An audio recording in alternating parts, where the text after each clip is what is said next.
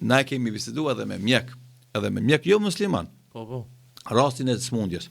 Ata na kanë vërtetuar, jo një, po shumica e mjekëve, na kanë vërtetuar se kur kemi pacient besimtar, pa marrë parasysh çfarë smundje ka të rëndë, e kalojmë trajtimin e tij, smundjes së tij shumë ma lehtë për dallim për atij që na vjen me smundje të ngjashme apo të njëjtë, mirë po i mungon besimi.